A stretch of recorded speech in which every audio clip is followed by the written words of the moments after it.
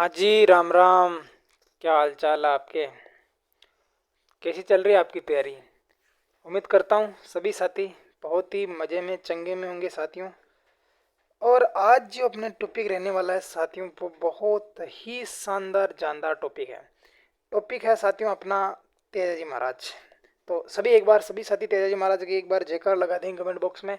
और हाँ, सबसे ज़रूरी है आपकी बीएसटीसी, पीटीटी और आपके चतुर्थ श्रेणी जो हमें नौकरी लेनी ही लेनी है ये वाली।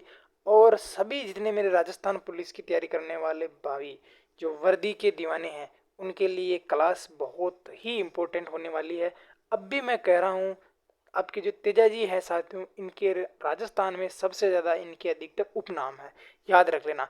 और तेजाजी देवनारायण जी ये फेमस आपके लोक देवता। देखो पंचपेरू में तो हमने पंचपेरू तो हम पढ़ते ही पढ़ते हैं, लेकिन साथियों उसके अलावा भी आपके जैसे देवनारायण जी है, तेजाजी है, ये आपके दोनों देवता बहुत ही पॉपुलर है और सबसे ज़्यादा हम पूछते भी इनको ही है।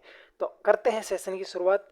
तो बिल्कुल इनका जन्म परिचय वगैरह जितना भी क्वेश्चन बन सकेगा, जैसा भी क्वेश्चन बन सकेगा ना, एक भी क्वेश्चन मैं नहीं छोड़ूंगा, सारा का सारा मैं आपको कवर करवा दूंगा। तो बिल्कुल जो साथी चैनल पर नहीं है वो तो चैनल को एक बार क्या कर देना, सब्सक्राइब कर देना। और कमेंट करके आपको ये ज़रूर बताना कि आपको ये क्लासें कैसी लग रही है।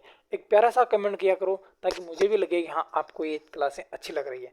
तो बात करते हैं साथियों, तेजाजी का जो जन्म है साथियों, तेजाजी का जो जन्म है साथियों, ये माघ शुक्ल चतुर्दशी को होता है। कब होता है? आपके माघ शुक्ल चतुर्दशी को इनका जन्म होता है।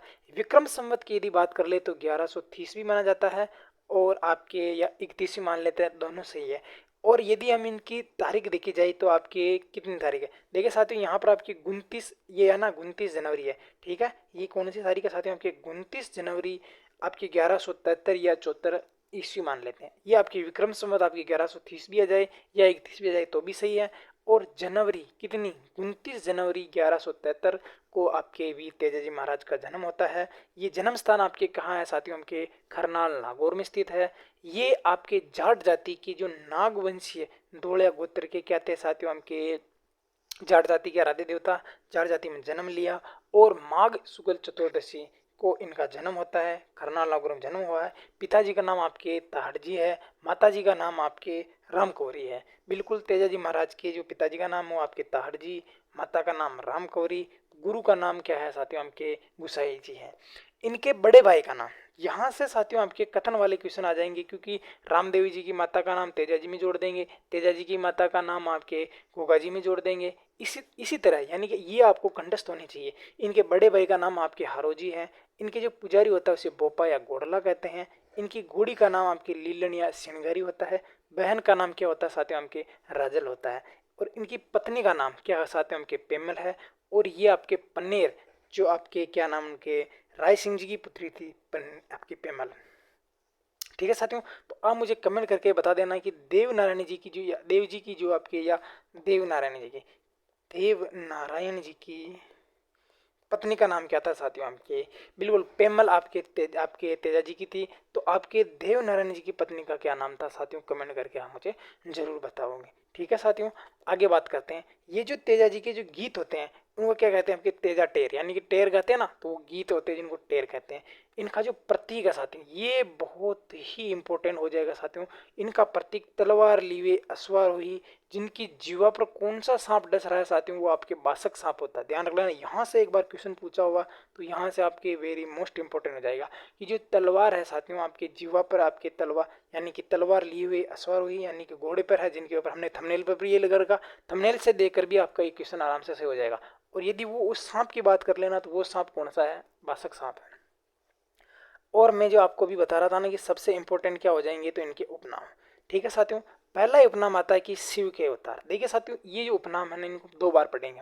पहला कह रहा है कि शिव के अवतार, एक कह रहा है कि नागों के देवता। अब मुझे बताओगे क्या सांपों के देवता हमने पढ़े हैं क्या पहले? बता दीजिए साथियों, सांपों के देवता पढ़े हैं क्या हमने? क्या मैंने आपको बाबूजी पढ़ाया था क्या कभी 2-5 दिन पहले? तो उसमें लिखाया है कि सांपों के देवता कौन है। फिर उसमें मैंने कहा था भी, जहाँ पर नाग दिख जाए, जहां पर क्या दिख जाए, नाग दिख जाए, वहां क्या कर देना साथियों? आपके तेजाजी कर देना। आगे चलिए साथियों, काला बाला के देवता, ये भी राजस्थान पुलिस में आपके पूछा गया था साथियों कि काला बाला के देवता कौन है। तो वो कौन हो जाएंगे जी? आपके तेजा जी हो जाएंगे जी। कृषि उपकारक देवता यानी कि जो कृषि कार्य करने वाले लोग जो होते हैं वो आपके तेजा जी को ज़्यादा मानते हैं साथियों। नारू रोग यानी कि एक आपके साथियों आपके जहरीले कीटे वगैरह काटने से एक नारू रोग हो जाता है, इनके क्या है आपके निवारक देवता हैं। गोरक्षक आप सभी को पता है कि साथियों हमके लाछा गुजरी या हीरा गुजरी की गायों को छुड़ाने के लिए वीर गति को प्राप्त होते हैं, तो गोरक्षक देवता तो है ही है। और आपके धूलयावीर यानी धूलिया गोत्र में आपके जन्म लिया तो धूलयावीर हो गए। गायों के मुक्तिदाता गोरक्षक देवता बोल दीजिए, गायों के मुक्तिदाता देवता। जाट जाति के आराध्य यानी कि जो जिस कुल में जन्म लिया उनके आराध्य देवता तो होंगे ही होंगे।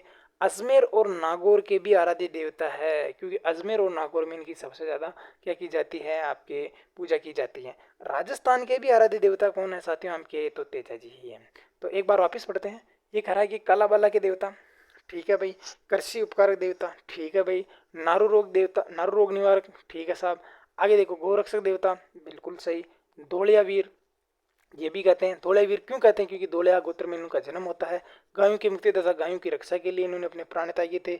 जाट जाति में जन्म लिया तो जाट जाति के आराध्य देवता हो जाते हैं। सहरिया जाति के आराध्य देवता, ध्यान रख लेना, सहरिया जाति के लोग भी इनको अपने आराध्य देवता के रूप में ही मानते हैं। नागौर और अजमेर में इनकी सबसे ज़्यादा पूजा होती है, तो ये नागौर और आपके अजमेर के आराध्य देवता हो जाएंगे। और राजस्थान में के भी आराध्य देवता हो जाएंगे। यहाँ से साथियों आपके कॉन्सेप्ट यानी कि आपके बिल्कुल आपको ये चीज़ें याद रखनी है। क्या याद रखनी है, ये कह रहा है साथियों कि तेजा जी ने आपकी जो लाछा गुजरी या हीरा गुजरी, क्या नाम है साथियों उनके, लाछा गुजरी या हीरा गुजरी की गायों को मेर के मीणाओं से छुड़ाने के लिए मंडावरिया अजमेर में युद्ध करते हुए क्या हो जाते हैं, घायल हो जाते हैं। यहाँ से इम्पोर्टेंट क्वेश्चन बन जाएगा कि तेजा जी ने अपने प्राणों को किसकी गायों की रक्षा के लिए त्यागा था।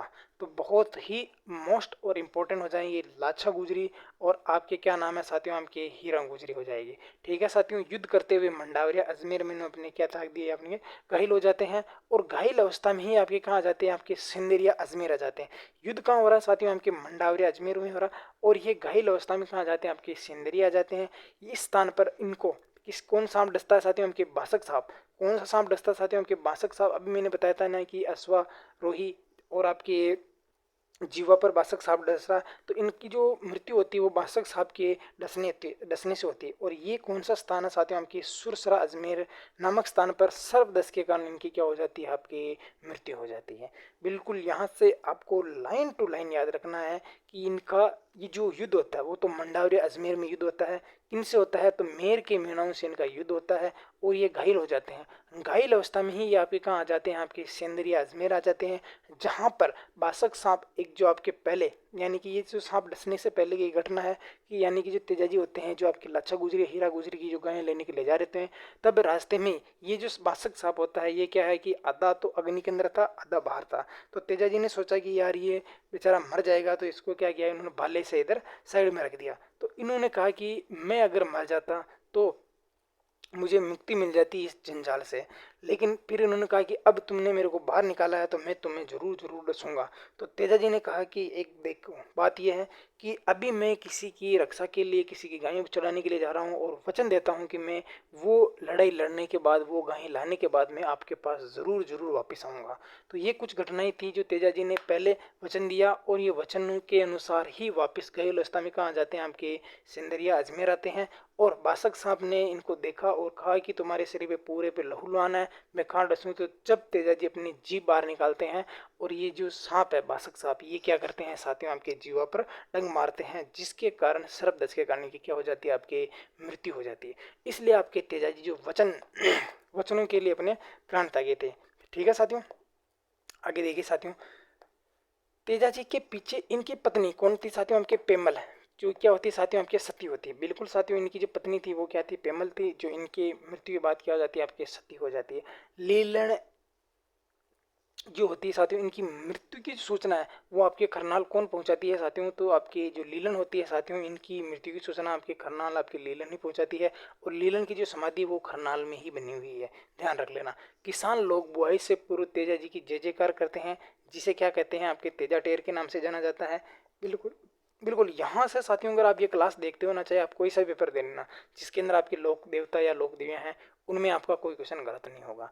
ये कह रहा है कि तेजा जी ने सांप के विष को उतारने के लिए आयुर्वेद के उपचार बताया तथा स्वयं ने क्या करें कि स्वयं ने आपके गोमूत्र और गाय के गोबर से क्या किया साथियों, आपके सर्प पीड़ित जो व्यक्ति थे उनका उपचार भी किया। इसलिए देखो, सांप के विष को उतारने के लिए आयुर्वेद उपचार बताए तथा स्वयं ने गोमूत्र व गाय के गोबर की राख से सर्पदस्त व्यक्ति का उपचार किया था।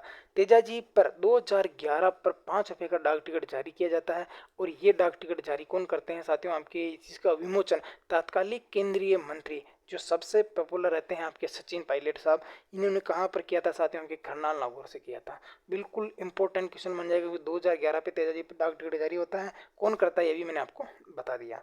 आगे चलिए साथियों, तेजाजी के वाहन जो आपकी लीलन था साथियों, और महाराणा प्रताप का चेतक था।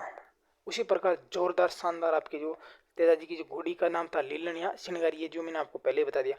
जो आपके जो भारत सरकार है साथियों, इसने 2007 में क्या किया था साथियों, आपके जो तेजाजी का वाहन है साथियों, आपके लीलन नाम से भारतीय रेलवे ने क्या चलाई थी, आपकी लीलन एक्सप्रेस चलाई थी। क्या चलाई थी साथियों, आपके लीलन नामक एक्सप्रेस चलाई थी। तेजाजी के गीतों को विश्व मौखिक साहित्य में शामिल किया गया है।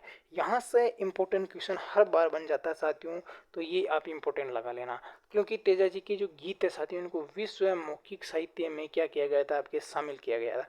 इनका जो मेला है साथियों, यहाँ पर इंपॉर्टेंट हो जाएगा जी, भाद्रपद शुक्ल दशमी को यानी तेजा दशमी को इनका मेला पड़ता है। मेला कहाँ पड़ेगा, जहाँ इनका जन्म हुआ था, खरना लागू में पड़ता है। इस मेले का जो आकर्षण जो नृत्य है साथियों, वो आपके कौन सा हो जाएगा, नेजा नृत्य हो जाएगा। ठीक है भाई, आगे चलो और देखते हैं साथियों क्या क्या इंपॉर्टेंट हो सकता है। तेजाजी पशु मेले का आयोजन परबतसर नागौर में होता है। क्या कह रहा है साथियों कि जो तेजाजी जो आपके पशु मेले का आयोजन कहाँ होता है, आपके परबतसर नागौर में होता है। यह मेला, ठीक है साथियों, यह मेला कब चलता है साथियों, के श्रावण पूर्णिमा से लगाकर भाद्रपद अमावस्या के बीच में इस मेले का आयोजन होता है। ठीक है साथियों, इस मेले के अंदर आपके एक तो नागौरी नस्ल के पशुओं का तथा जो आपके बीकानेरी जो ऊँट है साथियों, इनका सर्वाधिक क्या होता है, आपके क्रय विक्रय होता है। ये चीज़ें आप याद रखना कि तेजाजी पशु मेले का आयोजन कहाँ होता है, आपके परबतसर नागौर में होता है। इस मेले का आयोजन आपके श्रावण पूर्णिमा से लगाकर आपके भाद्रपद अमावस्या तक होता है। और इस मेले में आपके नागौरी नस्ल के जो पशु है और उनका आपके बीकानेरी ऊँट है, इनका क्या होता है, आपके क्रय विक्रय होता है। 2019 तक, यहाँ से भी आपके साथियों बहुत ही इंपॉर्टेंट क्वेश्चन बन जाएगा कि 2019 तक तो ना साथियों, आपके ये जो मेला है साथियों, ये आय की दृष्टि से राजस्थान का सबसे बड़ा पशु मेला था। लेकिन 2019 के बाद में जो आपका जसवंत जो पूर्व पशु मेला है साथियों, ये आय की दृष्टि से सबसे बड़ा पशु मेला हो जाता है, याद रख लेना।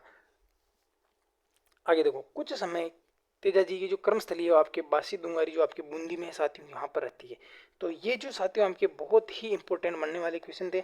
और अब जो आपके क्वेश्चनों का ट्रेंड चल रहा है कि कौन सा स्थान तेजाजी से संबंधित है, कौन सा स्थान देवनारायण जी से संबंधित है, और कौन सा आपके स्थान आपके गोगा जी से संबंधित है, ये वाले क्वेश्चन का आजकल ट्रेंड बढ़ चुका है। इनमें से आपको आपके जैसे 4 ऑप्शन है तो 3 आपके तेजाजी के दे देंगे, चौथा ऑप्शन आपको गोगा जी का स्थान दे देगा। बताइएगा कौन सा स्थान तेजाजी से संबंधित नहीं है। तो ये जो स्थान मैंने लिख रखे हैं, ये जो स्थान मैंने आपके लिख रखे हैं, ये भी आपको याद रखने हैं कि कौन कौन से स्थान तेजाजी से संबंधित है। पहला देगा आपके खरनाल है, परबतसर है, सुरसरा है, सेंदरिया है, मंडाविया है, पनेर है, भावता है, सीताबाड़ी और बासी है। ध्यान रख लेना, खरनाल में जन्म होता है, परबतसर में आपके पशु मेला पड़ता है, सुरसरा में आपके क्या होता है, सांप डसता है, सिंदरिया में आप सुरसरा में आपके युद्ध होता है, सिंदरिया में आपके सांप डसता है, मंडावरिया है, पनेर है, भावता है, सीताबाड़ी है, बासी है। ये तेजाजी से संबंधित साथियों आपकी बहुत ही मोस्ट और इम्पोर्टेंट जानकारी थी साथियों, जो मैंने आपको बता दी है। बिल्कुल जितने भी साथी आपके चैनल पर नए जुड़े हैं, वो सभी एक बार चैनल को आपके सभी साथी क्या कर देंगे, क्लास को लाइक भी कर देना साथियों, और क्लास को शेयर भी कर देना साथियों। अगर मैं इसी क्लास का अगर आपको अभी रिवाइज करवाऊँ वापस, तो साथियों वही आपका टाइम वेस्ट होगा। आप इससे अच्छा है कि इस क्लास को 2x की स्पीड करके 2 बार देख लेना, जिससे आपके तेजाजी से संबंधित जितने भी क्वेश्चन बनेंगे वो आपके सही हो जाएंगे। तो मिलते हैं एक नेक्स्ट वीडियो के साथ, तब तक के लिए सभी बहन भाइयों को राम राम, राधे राधे, जय श्री कृष्णा, सुप्रभात।